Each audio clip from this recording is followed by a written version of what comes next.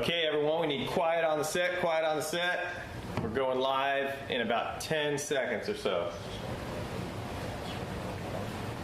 All right, 5, 4, 3, 2, 1.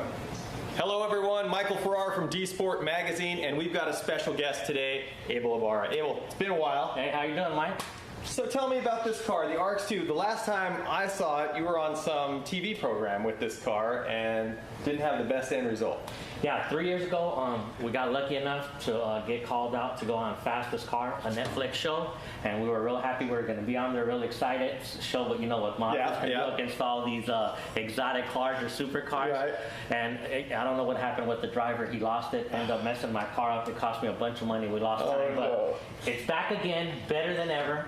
So ready to see what, ready for me to start driving it. Yeah. So, I mean, Abel and I have known each other forever. I mean, since the beginning. I remember, back in the street racing days, we used to watch other people street race. That was exactly. it. Yeah. We were out there spectating. We were out there spectating. And Abel was always, one of the rotary guys out there. And back then, nobody ever really knew how quick a rotary could be. And it was cool seeing those cars back then. And then I remember the first car that you kind of put together that was more of like a pro effort was that was the first R100, wasn't it? Yes, the R100. And tell us a little bit about that, progress you made with that. Well, that one, it's funny because that you say that. That's when I first saw you again, and I remember it clearly. I saw you at In-N-Out. Okay. I didn't get to see you at the event that Sammy they put on that he brought over the Puerto Ricans, and you told me, hey, I really like your car, shows promise.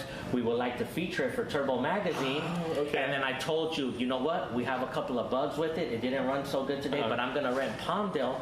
You're more than welcome to come to Palmdale, and that's Sean Carlson over there to film me and do the feature like a week later after we figured out the problem. That was, wow, it seems like so long like yesterday. ago. I remember it clearly. I remember it real good. So with that car, I remember you had the R100 for a while, then you built the RX-7. Then I built the FD. We built the FD back in '98, and we campaigned the FD from '98 till 2002. That got sold to someone in Australia? It got sold to Joe Signorelli from Gas Motorsports in Australia. Got you. Now, how quick did the R100 get, and then how quick did the FD get?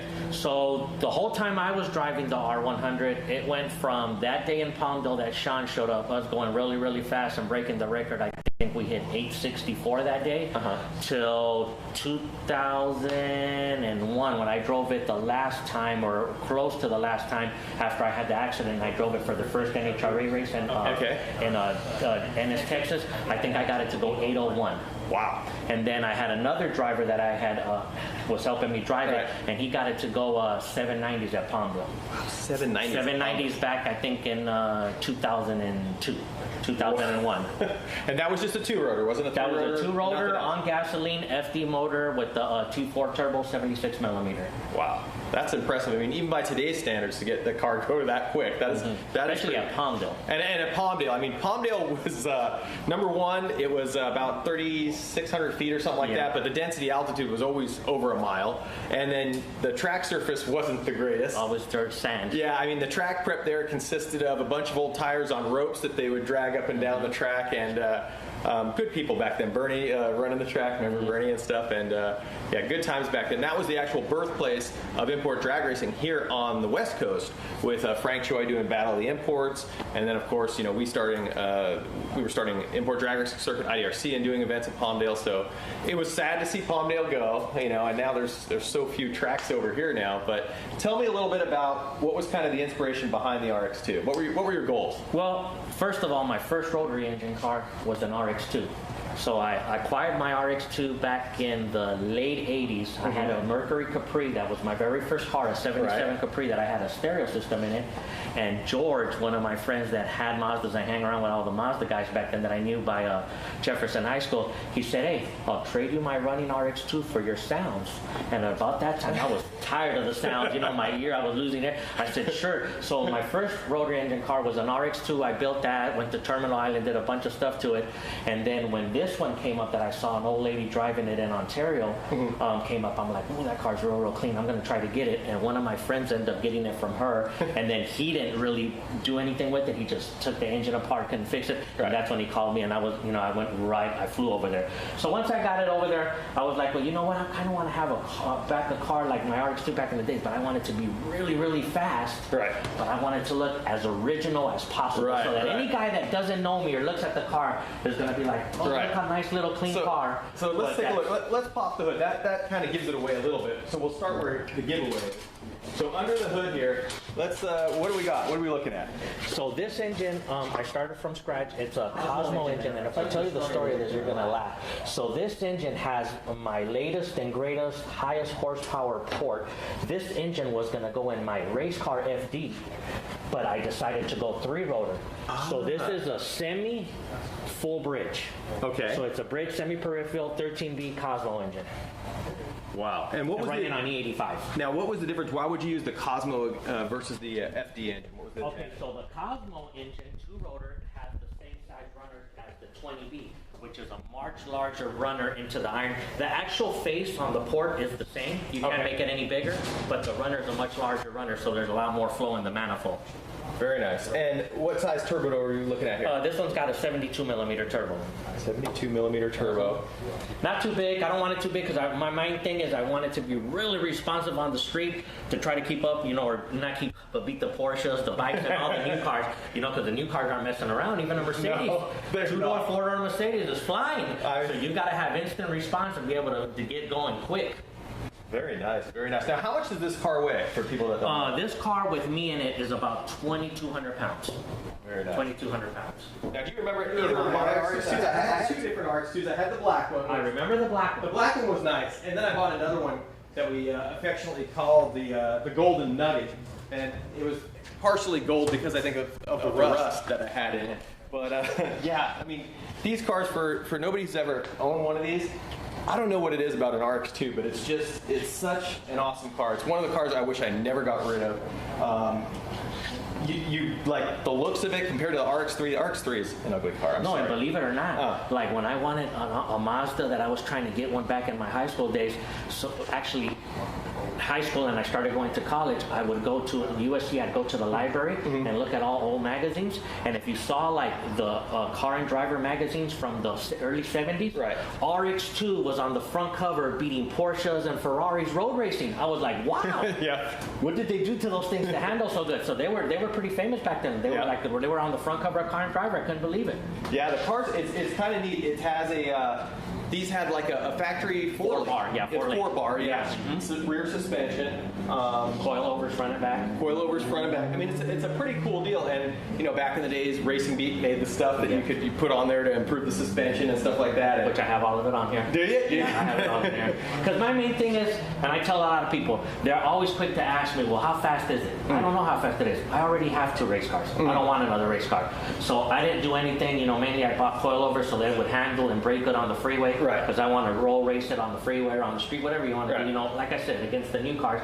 So I don't really know how fast it could be or whatever, and I'm not going to find out because, like I said, I already have 2 race cars. I'm not going to tear this one up. Right. This one's just for me to enjoy, go to car meets and stuff like that. So for this one, you only need like maybe 600 horsepower or Somewhere something around there. at the wheels. At the wheels. enough to get around some of those Lamborghinis and Porsche GT2 RSs.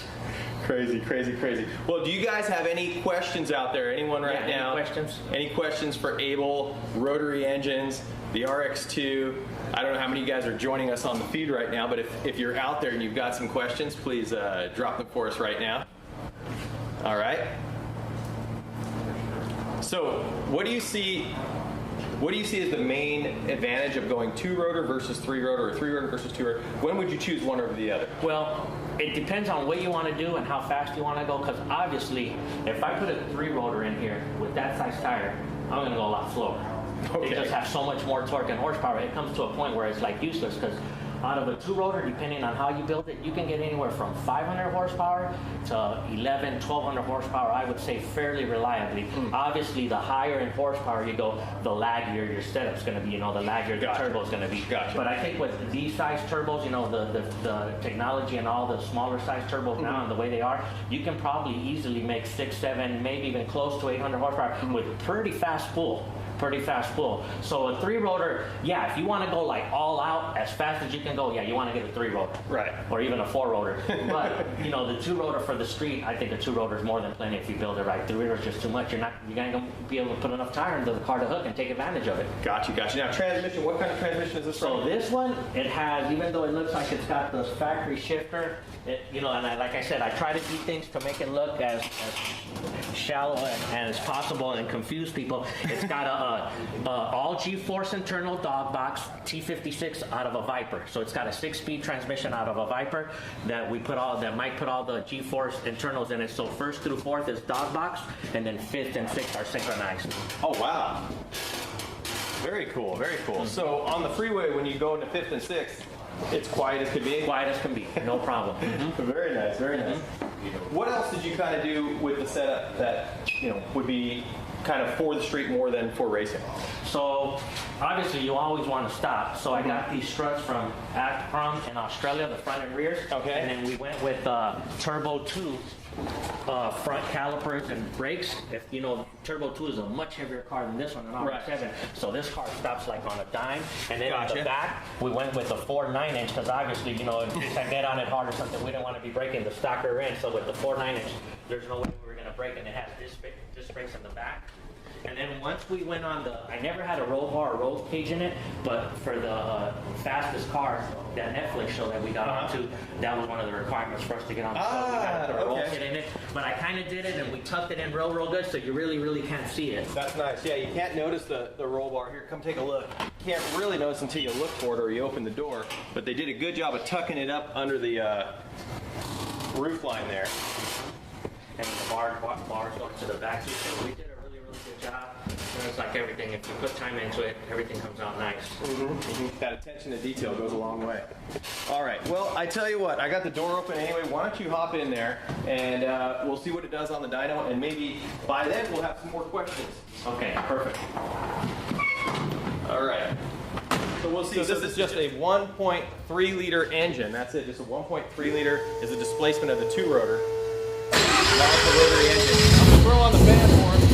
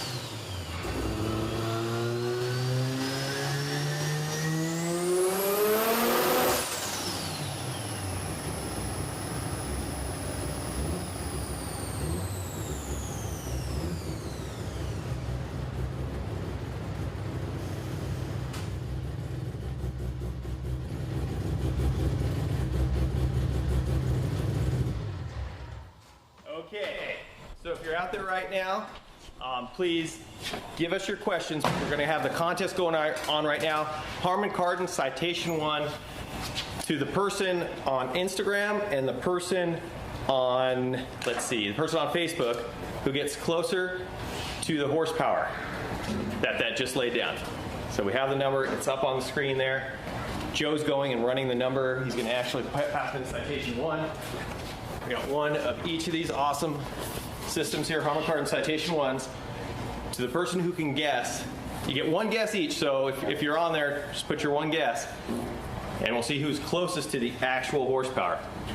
Now that thing was sounding really responsive. It just kind of came up on it. Oh yeah, no, with that turbo, it's super responsive. All right, do we have any questions out there? Anything coming on Instagram here? Anything coming on Facebook? Why is Abel so buff? Why is Abel so buff? Yeah, why? You know, your nickname was It's just Flacco. a shirt. It's just a shirt. Oh, that's it? I just gotta wear those shirts? Yeah, why do I wear the shirt? Your No, nickname. you have to eat right and go to the gym. Your nickname is Flacco. Yeah, Flacco. What does Flacco mean? Skinny. Skinny. So before Abel used to be really, really skinny, you could draw him as a stick figure most of the time. And yeah, you got buff all of a sudden, yeah? The gym. The gym. The gym and the motivation at the gym. Oh, that's... the motivation. The motivation Oh. at the gym. Gets the blood going good, pumping. Makes you want to go to the gym. There's a lot of motivation at the gym. All right, do we have any other questions? Are you guys putting your guesses in right now? Yeah, they are, but they're like overshooting. 958. Wait, you can't tell them they're overshooting. Oh, Yeah.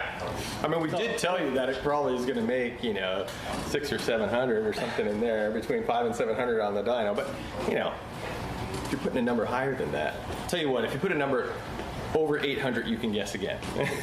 okay, so 958 and 850. They guess. So they can guess again? Those two guys can guess again. Yeah. 423. Was one of the guesses? Yes. 423? No. That's... 517. Whoa. Oh, you got all the guesses already? Some. Wait, did you get the real number? No. Oh, so go get the real number and give it to Tyler, and then let him know when we get close. All right, I'll tell you what, maybe the first guy who can get within 5 horsepower, we'll see if we can get somebody that close. All right, we'll see how close we are, Joe, if we got anyone. All right, so we're looking now. More guesses, I hope, are coming in. If you're on there, if you're not using your phone, I guess you're using your phone if you're on Instagram, well, let your friends know. Put a guess in there. Come on. Join us on the feed here. Get a guess in there. We'll see who can win the Harman Kardon Citation 1 right there. So it's the first person that gets it, right? Well, if somebody gets it, yeah, exactly right. If we get somebody within about 5 horsepower, we'll end it because we want to stay here for all night. Mm-hmm. So we'll see where we're at. Think you got one there? Yeah. Should I say it or no? No, go. Why don't you go? He's the first one. All right. You tell me the number. I'll be right back. I can't. Whisper. Oh, I think we got a winner there. Okay, so we got an Instagram winner. I don't want to say who the winner is because it's going to give it away if anybody's watching both of the streams right now. Let me see where we are on our Facebook, guys. And finding out right now. I hope I'm looking at the number right. Yeah. Okay, Facebook guys are a little bit further off, but I guess since we got They somebody, have too much faith in me. they do, They just don't or know too they little. Or they just don't know you can turn that up or down. It's the game of the mind. All right, so let's see here. All right, let's take this camera here. What? We got what? Rob Kong. He was within 5. Oh yeah? Okay, so we got it. We got both winners. So let's see what the number was. So you know we're not cheating. Within 5 horsepower, okay. So right there, the horsepower of that pole right there was 583.73. So I believe, was he the one right there? Yeah, TRD Sleeper. TRD Sleeper, you're one of the winners. You're an Instagram winner. Congratulations. Rob Kong. And Rob Kong, let's go in here. Let's go in here. Follow me. All right. We'll go into our crazy room here. Rob Kong Grinnell. Rob Kong Grinnell, right here. Well, he was real close. Yep, he was really close. Well, hey, holy shit, really? Okay, 588 right there. Can't really see. You guys there? Oh, there. Okay, can you see it now? We got it. Maybe no. It went to. Oh, went to something else. Well, there he is. That's Rob. There's Rob. He's our winner right now. Right on, Rob. No privacy. All right. Exact on it. He was pretty close. He was what, 588? He was within 5. So, thank you guys. Thanks everyone for joining us. Let's thank Abel before we leave here. Oh, thanks for having me. It's always real nice to come and see you. Yeah, And check out all your awesome equipment and stuff going on. well, you got to bring out your Grand National. Yes, I I mean, will. Back in the days when we got started, Turbo Magazine, where I was working, It was primarily a Grand National and Ford 50 magazine that, yes. yeah, once in a while had some imports in there. And yeah, we remember those, you know, Duttweiler and You actually featured it in '96. we featured the car? The Grand National, yep. Oh my gosh.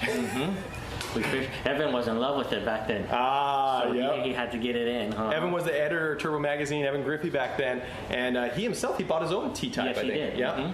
I wonder if he still has it. Did he No, still have it? remember it got stolen. Oh, that's right, he got stolen, yeah. So, in any case, guys, thank you so much for joining us today. Thanks for tuning in. We're going to see more of you tomorrow. Got a lot more stuff going on. And make sure you look for that live feed. Join us on the live feed. And if you missed the live feed, don't worry about it. We're going to have the whole multi-camera production posted up on Facebook and Instagram and all that good stuff. So we'll see you guys tomorrow.